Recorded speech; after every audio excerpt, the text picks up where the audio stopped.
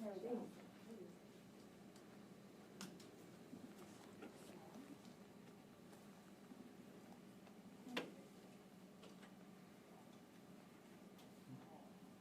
All right, everybody ready? You ready? Okay, cool.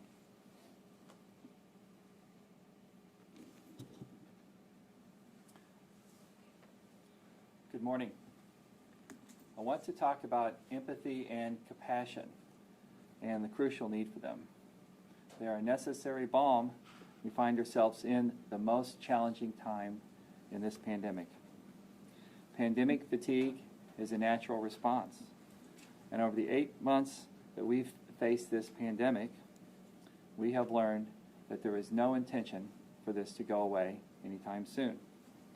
It's forced us to spend more time at home.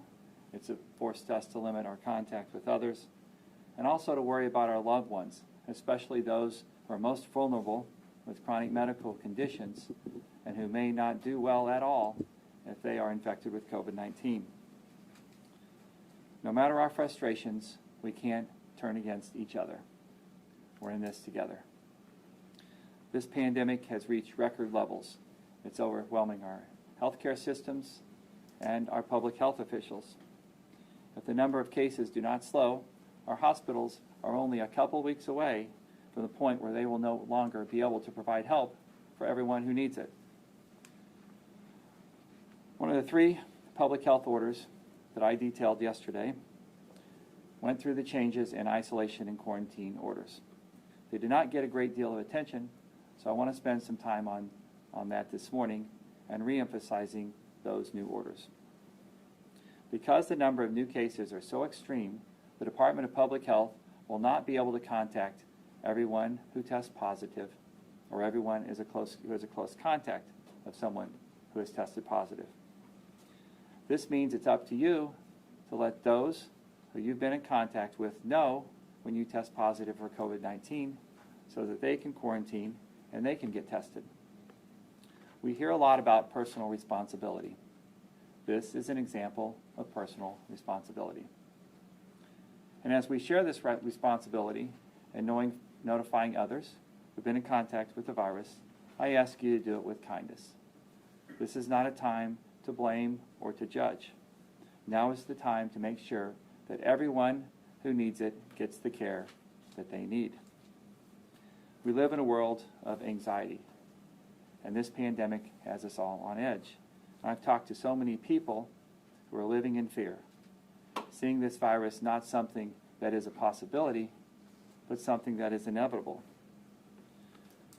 We may have fewer opportunities to meet in person, but let's work to communicate with others, especially those who are most isolated, those who are at high risk, and those who are struggling with the uncertainties in this unprecedented time. As a top elected official in St. Louis County, this pandemic keeps me up at night. As a doctor, it's really hard to think about anything else. As a husband, as a sibling, as a father, and as a son, I worry about my family. Where are they going? What are they doing? And what can I do to keep them safe? In St. Louis County, our Department of Public Health is reaching out to those who are most likely to spread the disease to others, those who have tested positive. But we can't get to everyone. Those who test positive must immediately isolate, and they must let everyone know who they've been in contact with that they need to self-quarantine. So if you've tested positive for COVID-19, you need to isolate for 10 days. 10 days from the time where you tested positive, or 10 days from the time where you had the first symptoms. You must also notify everyone who you've been in close contact with so they can quarantine. And a close contact is defined as anyone who you've been within 6 feet of for more than 15 minutes total time at any point during the day. So if you were a close contact of someone who's tested positive with COVID-19, then you have to quarantine for 14 days. 14 days from the time that you were last exposed to them. If you come down with symptoms of COVID-19, then you need to get a test. You need to take steps to notify anyone in your family, your friends, or your workplace if you've tested positive and you may have exposed them to this virus. They need to quarantine. The Department of Public Health will no longer be providing release from isolation or release from quarantine letters. Your primary care physician is authorized to provide you with a release from quarantine or release from isolation letters. If you do not have a primary care physician, then you can contact our Department of Public Health, and we'll work with you. Schools and workplaces should no longer require a release from isolation or release from quarantine letter from the St. Louis County Department of Public Health. For instructions on how to isolate or quarantine, you can go to our website, stlcorona.com, and there are details about the public health order and how you can protect yourself and others. If we all work together, we can keep this virus at bay. And I want to thank everyone so far for all of their help. These measures are so important. We know that our residents are hurting, and so many of our residents feel like they've been overlooked. The pandemic is just another chapter of spotlighting the indivisible nature of so many of our residents. As we talk about others and continue to provide access to testing and health care, we must do so with the priority of those who have been most vulnerable, those who have been overlooked over and over again, those who have been disproportionately affected by this virus. If any good can come from this virus, it's responding to this pandemic in a way that's equitable, in a way that demonstrates that those who have been overlooked over and over again won't have to struggle. They won't always be at the end of the line. I made a commitment when we received our federal CARES Act funds that these funds would go to those who are most vulnerable. And that's exactly what we've been doing. We focused on our most vulnerable neighborhoods. We've set aside $19 million for our small business relief program, and we set aside $47 million for our municipalities to help with their public safety expenses in response to the pandemic. It's my hope that the new administration in Washington will provide another federal stimulus package so we can continue to get money out into our community to those who need it the most. Our families are hurting, our businesses are hurting, and we need more resources. As for those other orders I announced Friday, they bear repeating. They too will go into effect in less than 16 hours. Our safer at home public order means that you really need to stay home unless it's necessary to be out, necessary to go to work, necessary to go to the doctor, to get food or other necessities. There are exceptions, of course, for those who are going to a place of worship, to visit other family members, or visiting members of your support bubble. Your support bubble should be no more than 10 other people, including your friends and family. Within these bubbles, a person cannot belong to more than one group. And when this group gathers, everyone should continue to practice social distancing, wearing a mask, and other protections and precautions to prevent the spread of the virus. If a family member or person in the bubble becomes sick, then it's your responsibility to tell everyone else who might have been exposed so they can quarantine and get a test. You and your family member are always going to be safest if you stay at home. You may be asymptomatic with the virus, and you could be spreading it to others unknowingly, or you could become in contact with someone who's asymptomatic, and then you could pick up the virus as well. Anything you can do at home will always be better, including working from home if that's possible. The order also prevents gatherings of more than 10 people. Currently, the limit on gatherings in St. Louis County is 50. Restaurants cannot offer indoor dining, but outdoor dining, takeout, and delivery are permitted. For bars, delivery and carry-out only are permitted. And I want to stop for a moment and talk about restaurants. I know you're doing all you can to abide by the rules, and I want to thank you for that. The new order will be challenging, and I know that many of you are working to extend outdoor dining for as long as possible. And if you have questions on how to do this safely, please contact our Department of Public Health at business-covid@stlouis.com. That's business-covid@stlouis.com. Businesses must also reduce their capacity to 50% as identified by the fire code, down to 25%. Exceptions are hospitals, medical offices, and schools, and all this is outlined on our public health orders at stlcorona.com. Also effective Tuesday, face coverings must be worn by anyone over 5 years of age when they leave the house. And this includes when visiting someone else's house. Exceptions can be made when eating, but only when the diners are socially distant, 6 feet apart. Included in this order is anyone at a gym who must wear a face mask when working out. Participants in organized sports must wear a face mask as well when playing a game. Also included are students in a school setting, except when they are eating, participating in a gym class, or participating in a music class, but always when socially distant. While 3 to 5-year-olds aren't included in this order, they're encouraged to wear a face mask as well whenever possible. Other exceptions include anyone who has a medical condition that prevents them from wearing a mask, or anyone who's in the water at a public pool. And I want to be clear. None of these orders are meant to be punitive.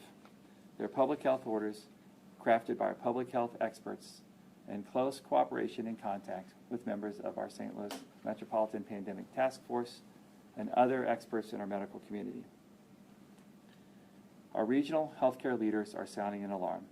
It's not a matter of if they cannot provide care to everyone, it's a matter of when. We are in a dire situation. We're 2 weeks away from our hospitals and healthcare providers making these difficult choices. People who are very sick, people who have suffered heart attacks or strokes, people who've been in a car accident, people who've been involved in a violent crime.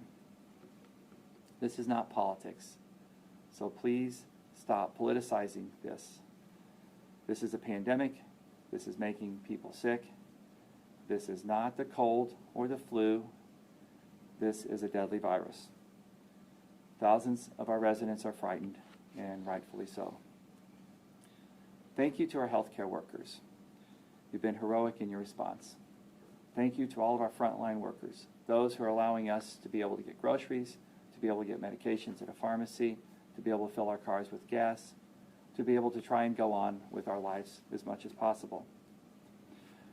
I too would like this to go away, but it's not going to happen until we have a vaccine and everyone's been able to get it and develop immunity. We can make it through another 6 months. We've made it through 8 months already. And that's what it's going to take. It's going to take our commitment to doing the right thing. So let me stress this again. Be compassionate, be empathetic. If you are told by someone that you've been exposed to the virus, take that, recognize that as them telling you that they care about your safety and they want you to be able to do the right thing and to protect yourself and your family. And if you've tested positive for the virus, it's up to you to do the right thing, to let those who you've been in contact with know so they can be quarantined, they can take care of themselves, and they can get a test. I believe in St. Louis County. We were the first county in the state to have a case of COVID-19. We were one of the first places in the country to establish stay-at-home orders to protect our residents. And we must continue to be a leader in our country to keep our residents safe and set an example on the best way to respond to the pandemic. Thank you, and I'd be glad to take any questions.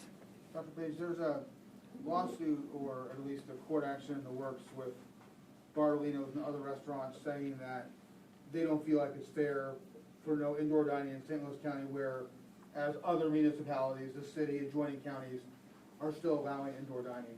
What's your response to that, and is there a case to be made there for some equality, allowing them to keep indoor dining when other municipalities are doing so? The question is about social media rumors about the possibility of litigation about our public health orders and how they affect restaurants and indoor dining.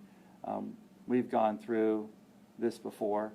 Our public health orders are pretty firmly established in law. The decisions are based on recommendations from our public health experts and our medical community. As for any business sector, restaurants or hotels or others who have been impacted by this COVID-19 pandemic, as As for them being disadvantaged, they are. This virus has disadvantaged everyone. There's been terrible loss of life in our community.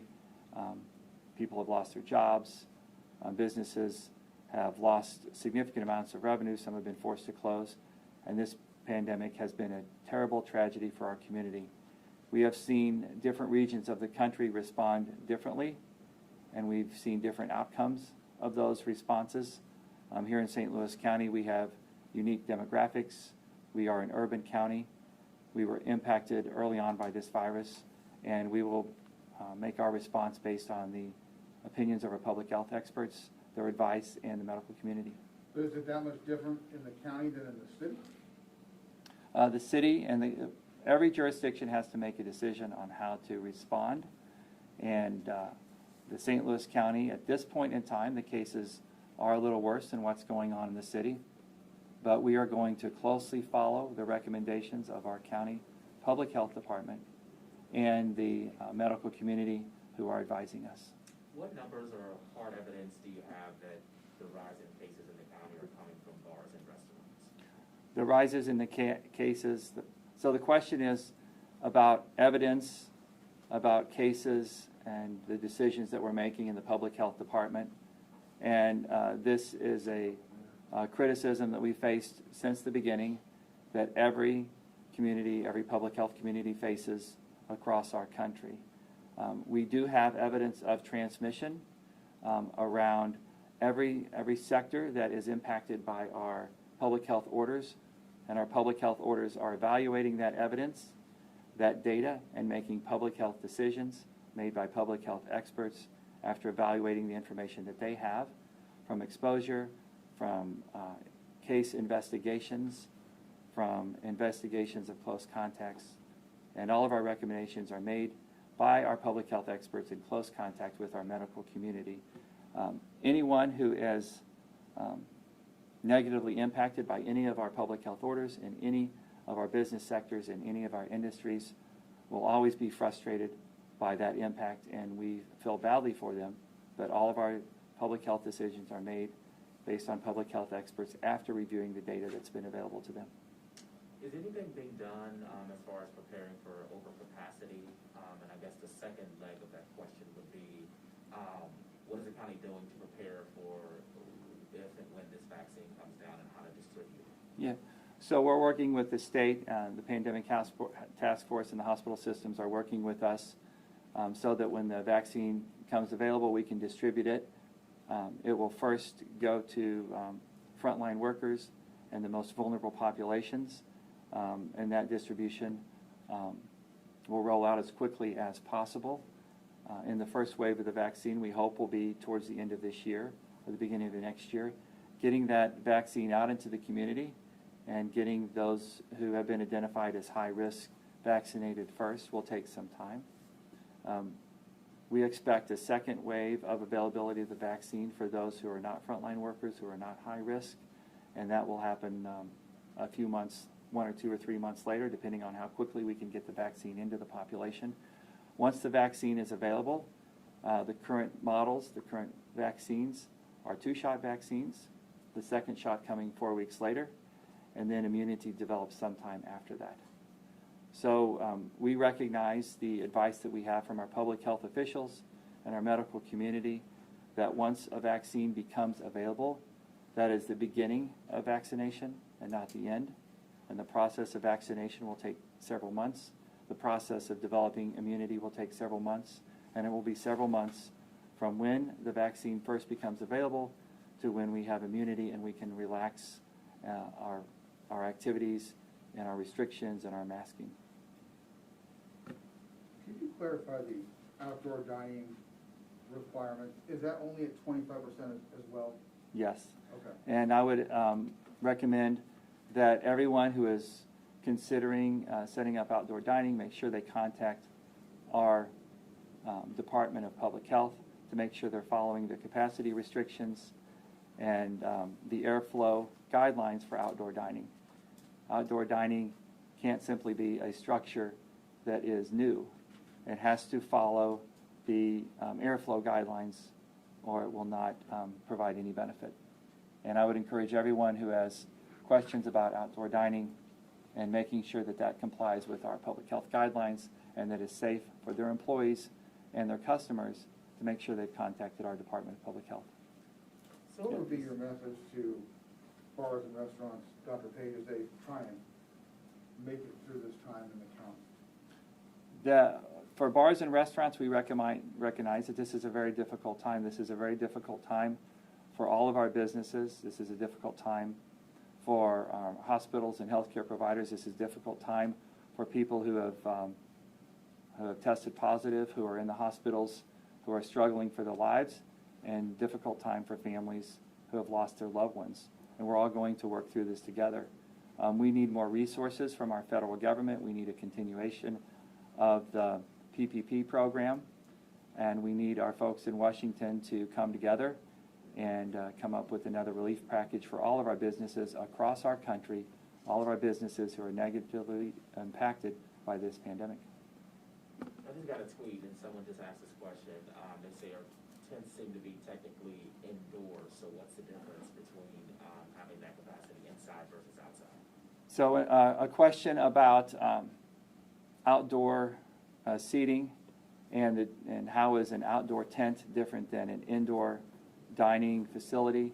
And I would refer anyone who is considering setting up an outdoor tent for outdoor dining to contact our public health department and make sure that the proper airflow is maintained for outdoor dining and that it truly is an outdoor experience that is well ventilated, because the difference between indoor and outdoor is making sure that it is ventilated and make sure they follow all the guidelines of our public health department to make sure that it is safe for their customers and for their employees. I just want to clarify, did you say you're not doing contact tracing at all anymore? Or just No, our questions about contact tracing by our County Department of Public Health. One of our new public health orders is to require anyone who tests positive to notify anyone they've come into close contact with. And that is because contact tracing by public health departments is much less effective when the positivity rate in a community is over 5%. In St. Louis County, we're between 16 and 18%. The rest of the state is between 30 or 40% or more. And contact tracing is much less effective in that setting. So what our county health department is doing is focusing their contact tracing efforts on those who are most likely to spread the disease to others, the virus to others.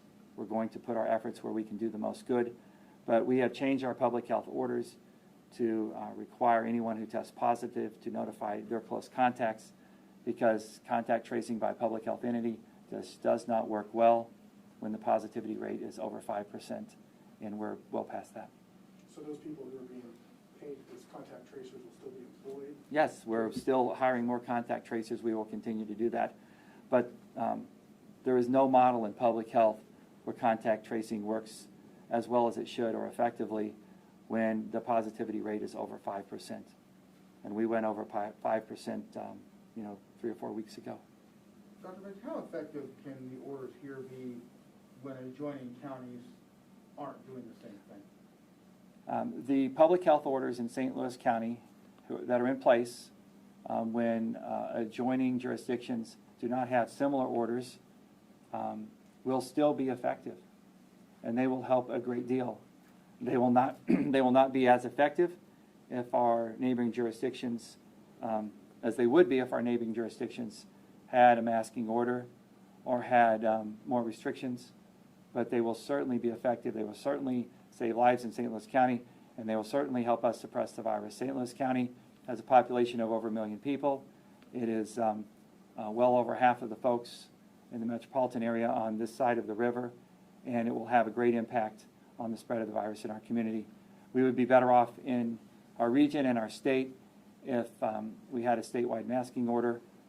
We'd be better off in our country if we had a national plan to respond to this virus, but this is where we are, and we're going to move forward with the resources we have to try and protect the health and welfare of everyone in St. Louis County.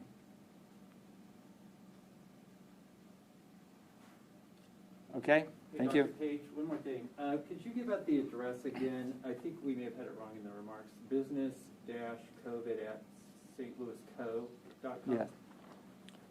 Okay, so the, for business guidance for anyone, especially bars and restaurants who are looking to set up an outdoor dining opportunity, would refer you to stlcorona.com or business-covid@stlouisco.com. Okay, thanks.